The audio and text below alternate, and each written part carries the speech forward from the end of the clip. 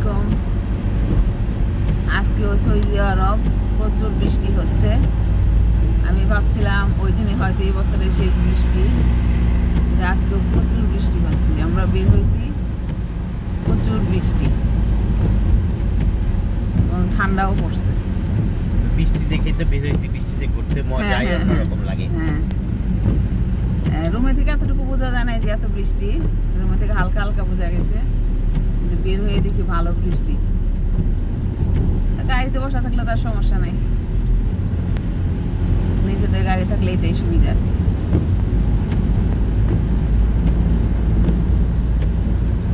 রাস্তাঘাটও অনেক সুন্দর লাগে বৃষ্টির সময়।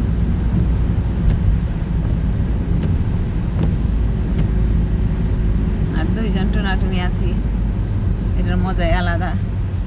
আল্লাহ যেন সবসময় আমাদের একসাথে থাকার তৌফিক দান করে। আমিন।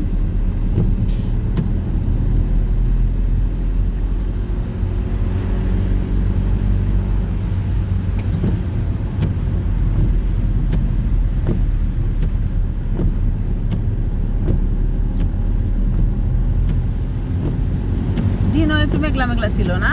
হ্যাঁ, দিনে সারাদিনে মেঘলা মেঘলাই ছিল।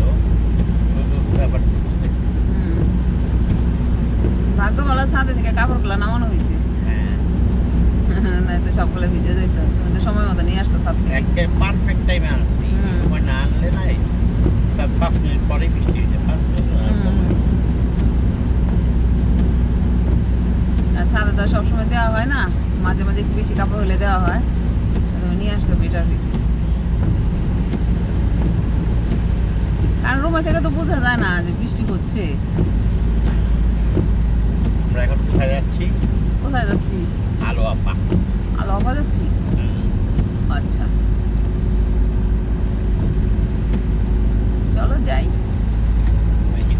আমাদের তো আর কেনাকাটা শেষ হয় না, আমরা তাহলে এই কেনাকাটা করতেই আছি।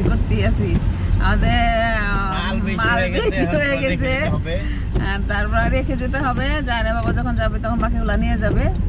আর আমি আল্লাহ চাইলে যতটুকু নিতে পারবো, কারণ আমি মনে হয় 60 কিলোর মতো নিতে পারবো না, ওই হাতে আর কার্টুনে, এটা মিলে 60 কিলোর মতো নিতে পারবো। আর কিছু জিনিস তো আমি আগেই দেশে পাঠিয়ে দিয়েছি ভাগ্নির জামার কাছে, কারণ ওয়েট অনেক বেশি হয়ে গেছে। আর দেশে গেলে তো একটু শপিং করতেই হয়।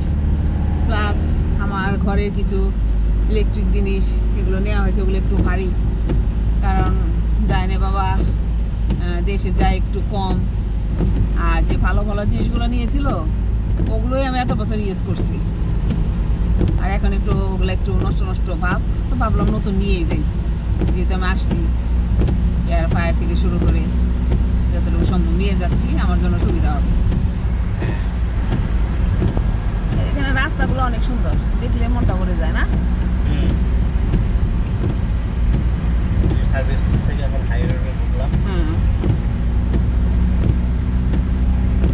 আচ্ছা ঠিক আছে, আবার পরে দেখা হবে।